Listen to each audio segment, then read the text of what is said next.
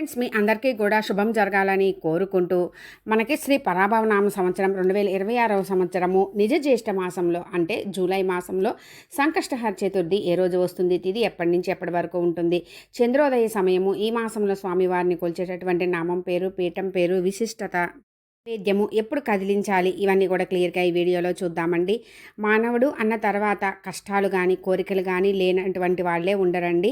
మనకున్నటువంటి మొండి కష్టాలని కోరికల్ని నెరవేర్చడానికి ప్రథమ పూజ్యులైనటువంటి ఆ గణనాథుని విశేషంగా పూజించి చేసుకునే వ్రతమే మనము సంకష్టహర చతుర్థి లేదా సంకటహర చతుర్థి వ్రతంగా ప్రతి నెల కూడా పౌర్ణమి వెళ్ళిన తర్వాత 3-4 రోజులకు వచ్చేటటువంటి స్వామివారికి ఎంతో ప్రీతికరమైన చవితి తిథి రోజు మనము సంకటహర చతుర్థి వ్రతము జరుపుకుంటాము. అదే మనకి మంగళవారంతో కూడి వచ్చిన రోజుని అంగారక సంకష్టహర చతుర్థిగా చాలా విశేషంగా జరుపుకుంటామండి. మనకి ఈ 2026వ సంవత్సరంలో మనకి నిజ జ్యేష్ఠ మాసంలో జూలై నెలలో ఎప్పుడు వస్తుందో చూద్దామండి. మనకి 2026వ సంవత్సరము నిజ జ్యేష్ఠ మాసము జూలై నెలలో మనకి సంకటహర చతుర్థి 3వ తేదీ అంటే శుక్రవారం రోజు సంకటహర చతుర్థి లేదా సంకష్టహర చతుర్థి వ్రతం జరుపుకుంటామండి. ఈరోజు మనకి చవితి తేదీ ఎప్పటి నుంచి ఎప్పటి వరకు ఉంటుందంటే శుక్రవారం రోజు 3వ తేదీ ఉదయము 9:01 నుంచి 4వ తేదీ శనివారం ఉదయం 5:45 వరకు ఉంటుంది. మనకి సాయంత్రం సమయంలో చంద్రోదయ సమయంలో చవితి తేదీ ఎప్పుడు ఉంటుందో ఆ రోజే జరుపుకుంటాము కాబట్టి 3వ తేదీ శుక్రవారం జరుపుకుంటాము. అందులో మనకి శుక్రవారంతో కూడి వచ్చిన ఈ రోజుని లక్ష్మీ గణపతిని పూజించినట్లయితే ఇరువురి అనుగ్రహం కూడా శీఘ్రమే కలుగుతుంది. ఇంకా మనము ముఖ్యంగా గమనించినట్లయితే ఈ మాసంలో స్వామివారిని కొలిచే పీఠం నామం పేరు కూడా ఇరువురి పేర్లు కలిసి రావడం చాలా విశేషమండి. ఈరోజు మనకి చంద్రోదయ సమయం వచ్చేసి జూలై 3వ తేదీ శుక్రవారం రోజు రాత్రి 9:54.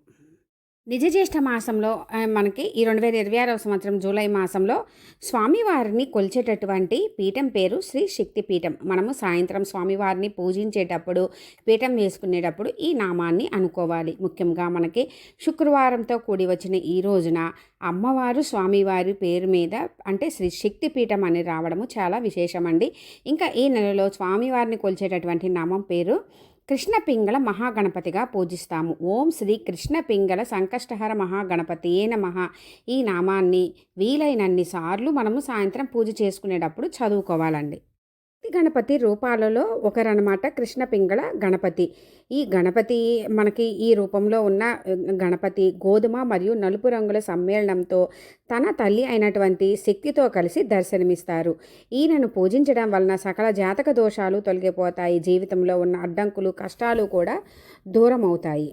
ఈ సంకటహర చతుర్థి ఈ జ్యేష్ఠ మాసంలో వచ్చిన కృష్ణ పింగళ సంకటహర చతుర్థి రోజున స్వామివారిని భక్తి శ్రద్ధలతో పూజించి ఉపవాసం ఉండడం వలన జాతకంలో ఉన్న రాహుకేతు దోషాలు మరియు శని దోషాలు కూడా తొలగిపోతాయి. జ్ఞానము ఐశ్వర్యము సిద్ధిస్తాయి.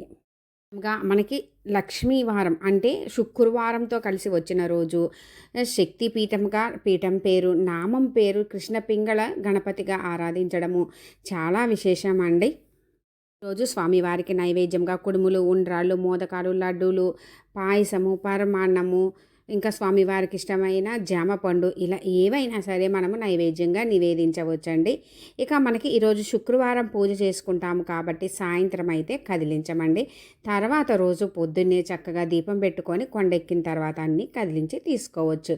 ఇంకా మనకి ముఖ్యంగా మనకి చవితి తిథి ఉదయము 9:01 నుంచే ఉంది కదా, అందుకని 9:01 తర్వాత నుంచి మనము చక్కగా ముడుపు కట్టుకొని పూజ చేసుకోవచ్చు. ఒకవేళ ముడుపు కట్టుకోకుండా చేసుకునే వాళ్ళు చక్కగా యథావిధిగా పూజ చేసుకొని ఉపవాసం ఉండి ఎవరైనా సరే సాయంత్రం కూడా పూజ అయిన తర్వాత చంద్రుడి దర్శనం అయిన తర్వాతనే ఉపవాసం విరమించాలి. కొత్తగా మొదలు పెట్టుకునే వాళ్ళు కూడా ఈరోజు మంచి రోజేనండి, చక్కగా మొదలు పెట్టుకోవచ్చు. తెలిసింది కదా ఫ్రెండ్స్, మనకి నిజ జ్యేష్ఠ మాసంలో వస్తున్న సంకష్టహర చతుర్థి గురించి మీకు ఇంకా ఏమైనా డౌట్స్ ఉంటే కామెంట్ సెక్షన్లో అడగండి ఫ్రెండ్స్, రిప్లై ఇస్తాను. విశేషమైన నిజ జ్యేష్ఠ మాసంలో వస్తున్నటువంటి సంకష్టహర చతుర్థి రోజు స్వామివారిని భక్తి శ్రద్ధలతో మనస్ఫూర్తిగా పూజించుకొని స్వామివారి అనుగ్రహంతో మీకు అన్నింట విజయం చేకూరాలని కోరుకుంటున్నాను ఫ్రెండ్స్. Thanks for watching.